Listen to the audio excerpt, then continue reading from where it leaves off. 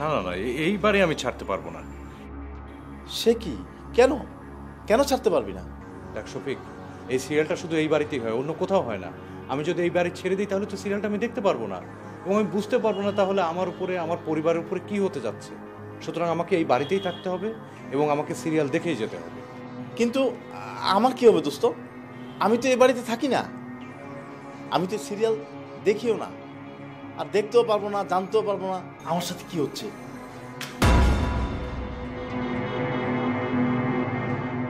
এটা কি? ছবির খাম।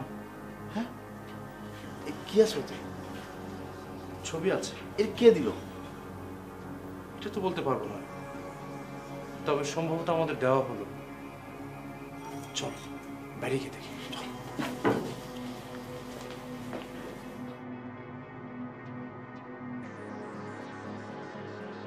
এ কি? এরা তো সেই সিরিয়ালের লোকেরা। হ্যাঁ শফিক, এরাই সেই সিরিয়ালের লোকেরা। কিন্তু এরা এই খামে এলো কি করে? ও মাই গড, দেখ, এটা তো ডক্টর মুস্তাফিজ। হ্যাঁ, একে তো আমিও চিনি, কিন্তু উনি এখানে কি করছেন? এর উত্তর ডক্টর মুস্তাফিজই দিতে পারবেন।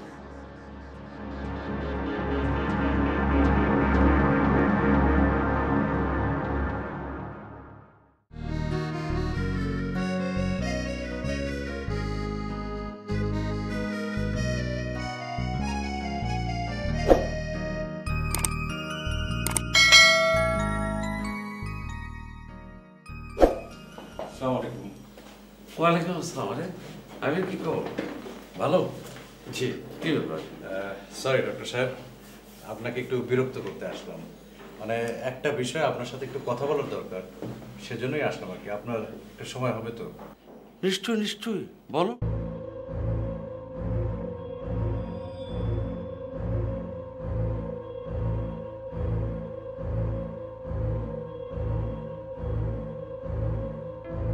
আবির, আমি তোমার কথা বুঝতে পেরেছি। আমার জায়গায় অন্য কেউ হলে এই কথাটা হয়তো হেসে উড়িয়ে দিত, কিন্তু এই ঘটনাটা যেহেতু আমি জানি, সেই কারণে আমি তোমাদেরকে রিকোয়েস্ট করতেছি, তোমাদের ওই বাসাটা ছেড়ে দেওয়া উচিত। কিন্তু স্যার, ব্যাপারটা একটু ছেলে মানুষই নয়, এইভাবে সিরিয়ালের ভয়ে। দেখো আবির, আমি আমার অভিজ্ঞতা থেকে বলছি, এ বাড়িতে আমি নিশ্চিত এমন একটা আত্মা আছে যা আবিরকে দিয়ে কিছু একটা করাতে চায়, যে কারণে লিফটের কাছে গেলে লিফটার কাজ করে, কিংবা ওর ছবি কোনোভাবে বাড়িতে উঠে।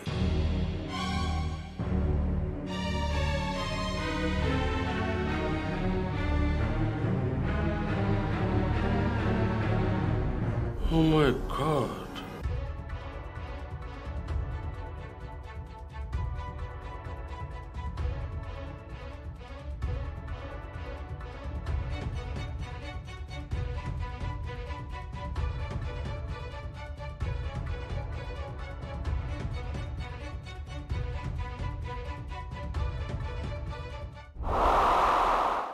তোমাকে আমাদের বেশ পছন্দ। সাইমাকে তোমার সাথে বিয়ে দিতে আমাদের কোনো রকম আপত্তি নেই। তোমার প্রতি আমাদের পূর্ণ।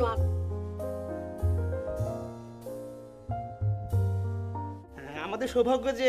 আচ্ছা, তুমি কি তোমার বাবা মাকে তোমার সাথে আনতে পারবে শামীম? জি নিশ্চয়ই, কিন্তু তার আগে সাইমাকে একবার জিজ্ঞাসা করে নেওয়াটা ভালো ছিল না? ওকে, আমি তাহলে সাইমাকে নিয়ে আসি।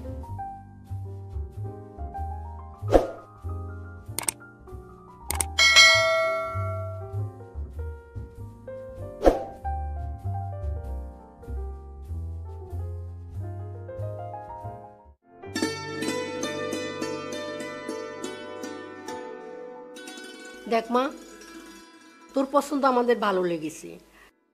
শামীম একজন অ্যাডভোকেট, তাছাড়া সে প্রতিষ্ঠিত। এই বিয়েতে আমাদের কোনো আপত্তি নেই। শামীম খুব ভালো। শামীম তোর মুখ থেকে শুনতে চায়।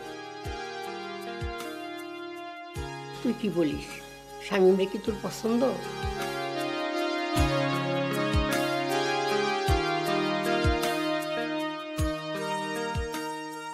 তাহলে মনে হয় ভাইয়া আমরা সবকিছু ফাইনাল করে ফেলতে পারি, তাই না? আমার পরে যদি এখন সাইমারও বিয়ে হয়ে যায়, তাহলে কিন্তু ভাইয়া নেক্সট ইন লাইন তুমি। আমরা কিন্তু আর কোনো ওদের আপত্তি শুনবই না।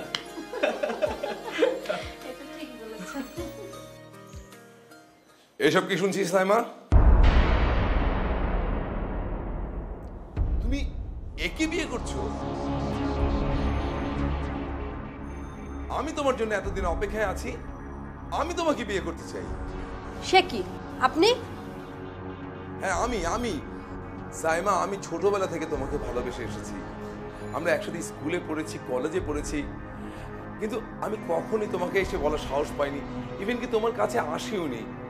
সেই আমার ভালোবাসাকে তুমি এইভাবে প্রতিদান দেবে, এভাবে আমাকে ঠকাবে? আমি তো আপনাকে কোনো কথা দেইনি। এই কে আপনি? ভিতরে ঢুকে এসব কি বলছেন? বের হন আমাদের বাসা থেকে, বের হন। আর রাখেন আপনি, টাকার জন্য নিজের বোনকে একটা জল্লাদের সাথে বিয়ে ঠিক করছেন। আরে কত টাকা দরকার? আমার টাকা কম আছে, আমি আপনার বোনকে সুখে রাখবো। প্লিজ আপনার বোনকে এর সাথে অ্যাটলিস্ট বিয়ে ঠিক করবেন না। এই খবরদার, মুখ সামনে কথা বলবে। আমাদের বোনের বিয়ে শামীমের সঙ্গে ঠিক হয়ে গেছে। প্লিজ সাইমা, তুমি অ্যাটলিস্ট ওর সাথে বিয়ে বসো না প্লিজ। যাবেন আপনি? যান এখান থেকে, যান।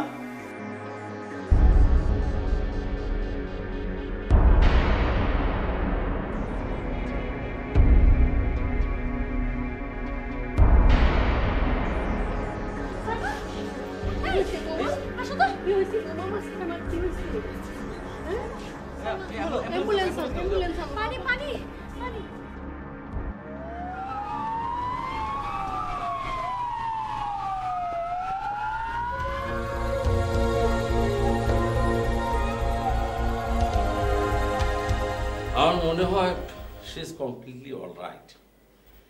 নার্ভাস ব্রেকডাউন হয়েছিল, এখন সে সম্পূর্ণ সুস্থ আছে। আপনার চাইলে ওকে বাসায় নিয়ে যেতে পারেন। কিন্তু এ নিয়ে পরে আবার কোনো সমস্যা হবে না তো ডক্টর মুস্তাফিজ? আমার মনে হয় না, তবে যে কারণে এটা হয়েছিল সেটা বিপজ্জনক। আমার মনে হয় আপনি যদি চান ওই ছেলেটার নামে আপনাদের লোকাল থানায় একটা সাধারণ ডায়েরি করে রাখতে পারেন, কারণ সে যদি আবার উদয় হয় হয়তো নার্ভের উপরে একটা প্রেশার যেতে পারে। আরে না না, ওকে এমন ভরকে দিয়েছি আর কিছু করার ক্ষমতাই ওর নেই। আমি ডাক্তার সাহেবের সাথে একমত, সাবধান থাকাটাই ভালো। তবে আমার মনে হয় এ নিয়ে আর চিন্তা ভাবনা না করলেই ভালো। ও আর কোনো সাহস মনে হয় পাবে না।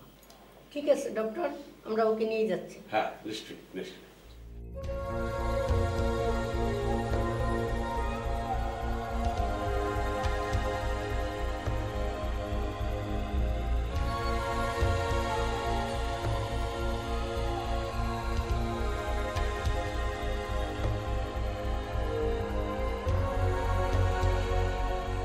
এই, কে ওখানে? কে?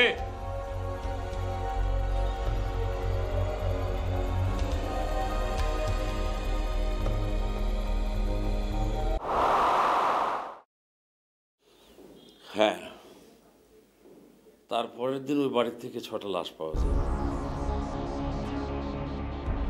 ওই 6জনকেই ছুরি দিয়ে খুন করা হয়েছিল, কিন্তু খুনি হিসাবে কাউকে পরে আর খুঁজে পাওয়া যায়নি। তো আমার স্থির বিশ্বাস ওই ছেলেটি ওদেরকে খুন করেছিল, কিন্তু ওই ছেলেটিকে আর পরে কোথাও পাওয়া যায়। কিন্তু আঙ্গুলের ছাপ, ছুরিতে কোনো আঙ্গুলের ছাপ পাওয়া যায়নি। ওদের ভাগ্য এতই খারাপ, যারা থানায় জিডিটা বন্ধ করার সময় পায়নি, কাজে ওই খুনিকে ধরা সম্ভব হয়নি। আমি অবশ্য পরে ওই আঙুলের ছাপ পুলিশকে দিয়েছিলাম, কিন্তু আঙুলের ছাপ দিয়ে পুলিশ খুনিকে শনাক্ত করতে পারেনি। পুলিশ আমার কাছে এসেছিল, চৌধুরী পরিবারের কেউ ওর নাম আমাকে দিতে পারেনি। আমি পুলিশকে বলেছিলাম, কিন্তু পুলিশ আর ওই ছেলেটাকে খুঁজে পায়নি। ছেলে কোথাও যেন হারিয়ে গেছে। এই অবস্থায় আমার কি করা উচিত ডক্টর? খুব গুরুত্বপূর্ণ প্রশ্ন। আমার যা মনে হয় তোমার ওই সিরিয়ালটা খুব পুঙ্খানুপুঙ্খানুভাবে দেখা উচিত। অহনা বলো তো, আজকে তোমাদের ওই সিরিয়ালে কি কি ঘটেছে? মজা করছো না? আমাদের খেপিয়ে তুমি খুব মজা পেয়ে গেছো।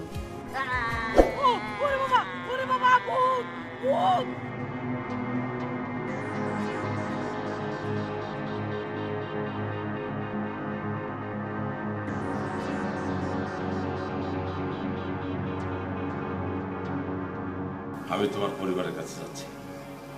তোমার পরিবার আর আমার পরিবারের মধ্যে কোনো পার্থক্য নেই। আমি প্রাণ দিয়ে হলো তোমার পরিবারকে